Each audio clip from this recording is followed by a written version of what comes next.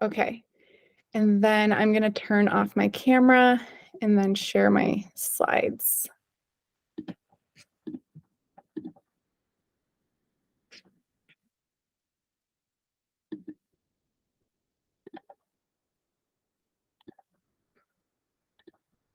Can you guys see that?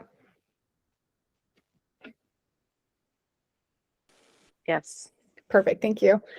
All right. Hello and welcome to today's webinar on caregiver burnout. Taking care of a loved one can be rewarding, but it can also be challenging and stressful, leading to caregiver burnout. In this webinar, we will be discussing the signs of caregiver burnout, how to prevent it, stress relieving activities for caregivers, mindfulness practices, caregiver support groups in the state of Utah, and when it's time to add more caregivers to your team. So let's get started. The signs of caregiver burnout can vary from person to person, but some common signs include feeling overwhelmed or stressed out. Caregiving can be challenging, and it's normal to feel overwhelmed or stressed at times. But if these feelings are persistent, that's when it becomes a problem. You could experience physical symptoms such as fatigue, headaches, or body aches. There could be emotional symptoms. How's your mental health doing? Are you experiencing irritability, anxiety, or depression? Caregiving can be all-consuming, but neglecting your own needs can lead to burnout. If you're neglecting your own health or hobbies, it may be a sign that you are experiencing caregiver burnout. Preventing caregiver burnout is essential for maintaining your own health and providing quality care for your loved one. Here are some tips for preventing caregiver burnout.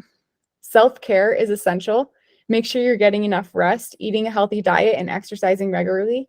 Setting realistic expectations for yourself and for your loved one can help you avoid feeling overwhelmed or stressed out. Don't be afraid to ask for help from family, friends, or professional caregiving agencies such as Giv.care or anyone else that's in your providing network of care that you're currently tapped into. Staying organized can help you manage your loved one's care needs and avoid feeling overwhelmed.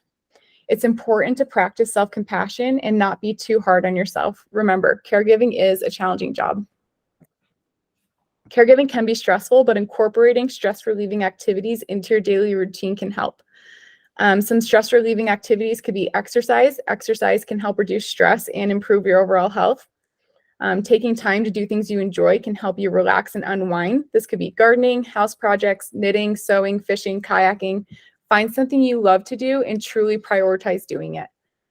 Practicing meditation can help reduce stress and improve your mental health. Listening to calming music can help you relax and reduce stress. Spending time in nature can have a calming effect and reduce stress. Spending time outside has been proven to lower blood pressure and stress hormone levels, reduce nervous system arousal, enhance immune system function, increase self-esteem, reduce anxiety, and improve mood. And those are all amazing benefits that you can have just by simply walking out your front door. Even just sitting outside can reward you with those amazing results. So it's such an easy thing that you can try to do. Mindfulness is a state achieved by focusing one's awareness on the present moment. Mindfulness practices can help caregivers stay present and reduce stress. So mindfulness practices could be deep breathing. Taking deep breaths can help you relax and stay present. It can reduce your blood pressure and help to reset your nervous system. Meditation, finding a quiet space to empty your mind and sit in silence can be hard. And it's a hard practice for people to learn, but one that can really reduce stress in the long run. Start with just a few minutes and see how long you can increase your time each day.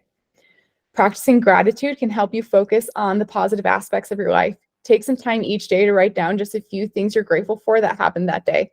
Over time, you'll be able to have a better outlook on your life situation. Mindful walking. Again, spending time outside is great for your mental health, and walking is amazing for your body. And when you do this without music or other distractions, it can be great for your overall mental well-being and clarity. And then mindful eating, just taking the time to simply cook yourself a healthy meal and to sit down and slowly eat and enjoy that one meal can do wonders for your body and your overall mental health and mood. And obviously that might not be a practical situation for every meal of every single day, but even carving out just like one meal a week where you're sitting down and having that mindful time for yourself can be really beneficial. Caregiver support groups can provide emotional support and resources for caregivers. Here are some caregiver support groups in the state of Utah, and we will email a list of these to you guys to have after the call when we do our recording follow-up tomorrow. But Family Caregiver Alliance, Today's Caregiver, Utah Coalition for Caregiver Support, and the Utah Parent Center all have resources available to support caregivers through their journey as a caregiver, whether you're in beginning, middle, or end stages of caregiving. When is it time to add more caregivers to your team? As a caregiver, it's important to know when it's time to add more caregivers to your team. And here are some signs of when that might be time. If you're feeling overwhelmed or stressed out, it might be time to add more caregivers to your team. If your loved one's needs have increased and you're having a hard time keeping up with those needs, it might be time to add more caregivers. Caregiving should never come at the expense of your own health and well-being. And if you're finding your needs are suffering because of the needs of a loved one, please reach out for help. If you're experiencing caregiver burnout, it's important to add more caregivers to your team to avoid further burnout. And if you are a parent doing caregiver compensation and you're feeling burned out, talk to your support coordinator and see if respite hours can be added to your budget so that you can hire a caregiver to give you the relief you need. As a caregiver, it's not uncommon to experience feelings of burnout, and it can be especially challenging if you work for a family and want to maintain a positive relationship with them while also taking care of yourself. Here are some steps you can take if you're a caregiver working for a family and experiencing burnout. It's important to communicate openly and honestly with the family you work for about how you're feeling. Let them know that you're experiencing burnout and discuss possible solutions, such as taking time off or bringing on additional caregivers to share the workload. As a caregiver, it can be easy to neglect your own needs, but it's important to take time for yourself to prevent burnout. Discuss with the family how you can take breaks during the day and take time off to recharge. Consider joining a caregiver support group or seeking support from a therapist or counselor. This can provide a safe space to discuss your feelings and receive emotional support. It's important to set boundaries with the family you work for and communicate your needs. This can include discussing working hours and tasks you're comfortable and uncomfortable with, as well as taking breaks throughout the day. Remember, burnout is not a sign of weakness, and it's important to take care of yourself as a caregiver. By communicating openly with the family you work for, taking time for yourself, seeking outside support, and setting boundaries, you can maintain a positive relationship while also caring for yourself. At Giv.care, we have caregivers looking for more hours. So please reach out to us at support@Giv.care for a list of caregivers in your area to see if any of them are a good fit for you and your family. And this is something that we plan on doing quarterly, is reaching out to all of our caregivers and seeing if they are looking for more hours, and then also asking those caregivers who are on our existing list if they're still interested in being on that list. So that is an email that we will be sending out within the next week to update that list for you guys. I know a lot of you have asked us about that list repeatedly, and so we are trying to maintain it and update it more frequently for you guys so that you have access to those caregivers in your area. In conclusion, caregiving can be challenging, but taking care of yourself and incorporating stress relieving activities into your daily routine can help prevent caregiver burnout. Mindfulness practices and caregiver support groups can also provide emotional support and resources, and it's important to know when it's time to add more caregivers to your team to avoid burnout and provide quality care for your loved one. So we are going to change gears for just a moment, and for those who are on the call, we're going to try something a little crazy and new today. We are going to ask some questions in the polls as I try to turn my camera back on. Oh, there it goes. Okay. We're going to use the poll function in our meeting, and we're going to ask you guys some questions, and you'll be able to anonymously answer those questions. And we just want to see how you guys are doing with these things. And then after we ask our questions, we're going to open up the floor to you guys to be able to provide feedback on how you've dealt with this in the past, if it's something you're currently experiencing, and how you're doing overall. So that should pop up. Are you guys able to see that first question? And that there's a typo. It should say, have you felt that you could not leave your relative alone? Yes or no?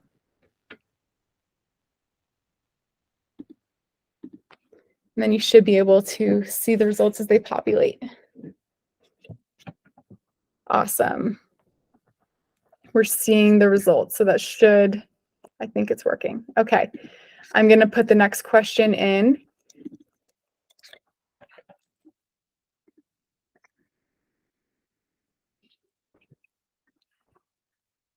Next question is, have you felt very overwhelmed?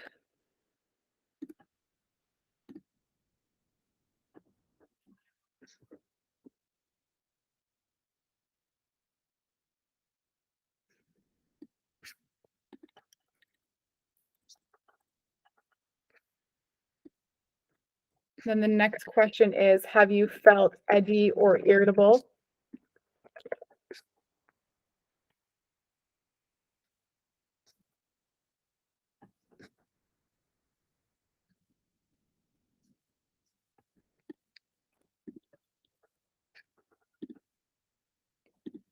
And then the next question is, have you experienced a loss of sleep due to caregiving?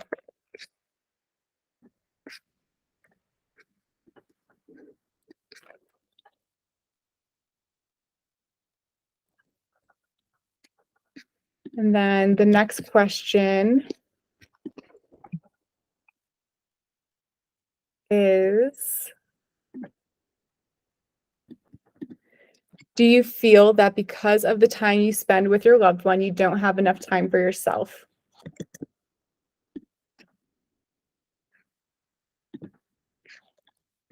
And then the final question, do you feel your health has suffered because of your involvement with your loved one?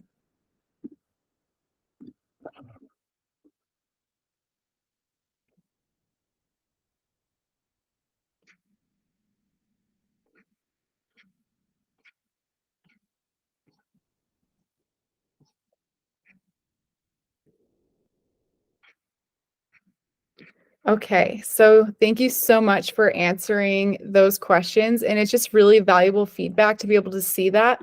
We would love to open the floor to you guys to be able to maybe give us some feedback on how can Giv.care better support caregivers that are feeling these things, because these things are all very normal and real, but we want to be able to, we don't want to just be a caregiving agency that simply gives you a paycheck and then checks out on you at the end of the day. Like, we want to be able to support you. And so if you could share ways that maybe we could support you, or maybe if you're on the call and you've dealt with this before and you know it's been really helpful for you, we would love to know what has worked in the past, what's not working, and just how we can aid you through that. So use the raise hand function or leave a question in the chat, and we would love to be able to talk about that with you guys.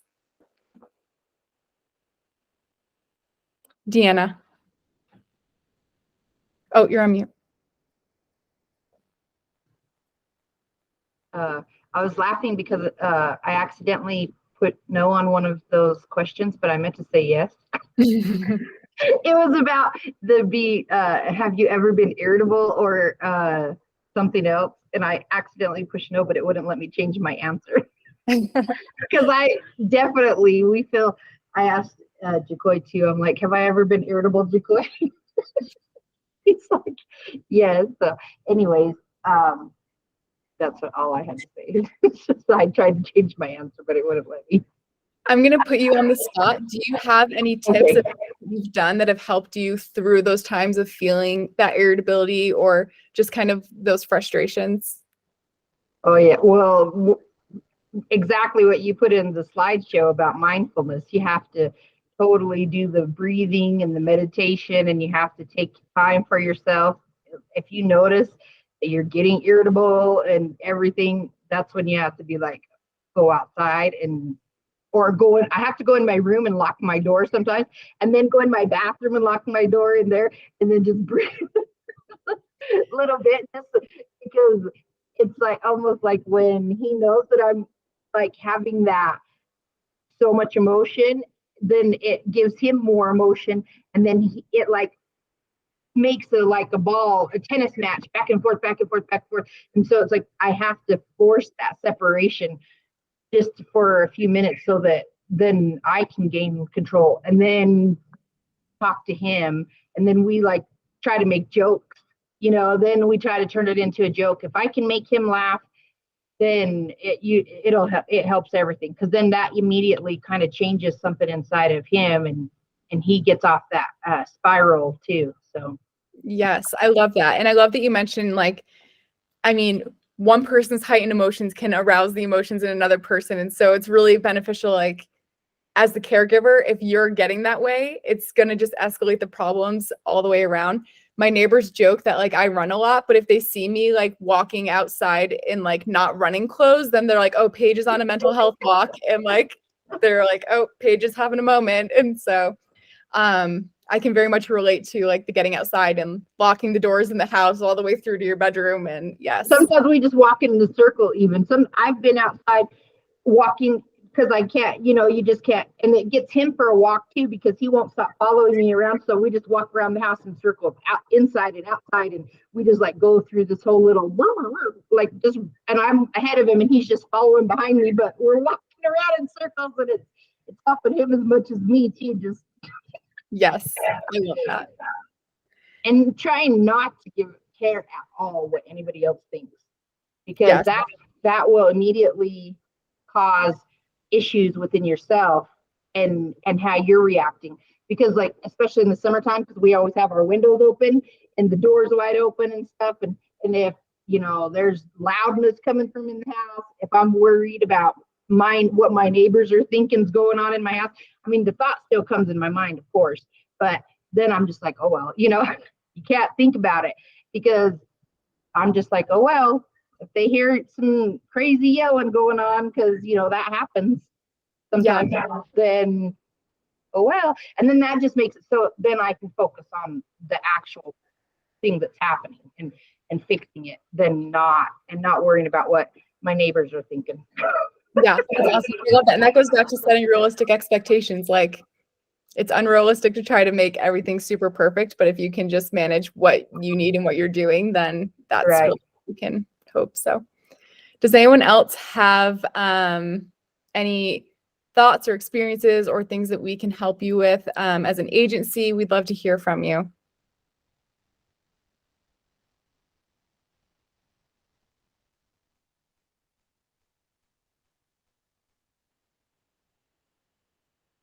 One thing that I thought about while I was on the call that my therapist passed on to me a few years ago was the 5-4-3-2-1 method. And when you're just like feeling really overwhelmed, to just like find yourself a quiet space, and like it helps bring in all of your senses. So look around your room and like, what 5 things can you hear? And then what 5 things can you see? And then what are 4 things that you can touch? And what are 3 things that you can smell? And what's 1 thing that you can taste? And I think I forgot a sense, but like just kind of like regrounding yourself when you're feeling that heightened sense of anxiety, and like bringing all of your senses back on board is really great to kind of get your nervous system back online and working for you and not against you. And that's something that I've really tapped into a lot over the last few years. That's cool. Yeah, I should like actually look it up and then send it in the follow-up email of like what the actual 5 senses were to do, because it's been a really good one that clearly I don't remember how to do, but That'd be neat.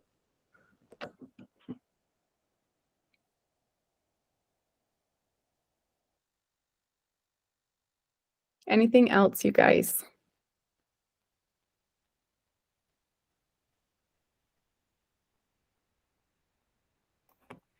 I'm going to jump in for just a second too. I think there is something to be said about supports.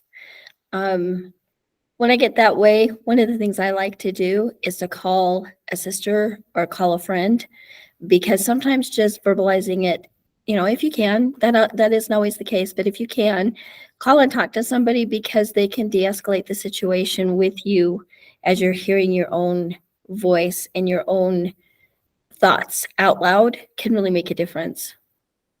So I think there is something to be said about that support system and knowing who you can call. Mm-hmm. Yeah, I totally agree. And like knowing who your safe people are that you can be completely raw with and say, hey, it's really hard right now. And you know that they're not going to judge you for anything. Exactly. Like, yes. Exactly.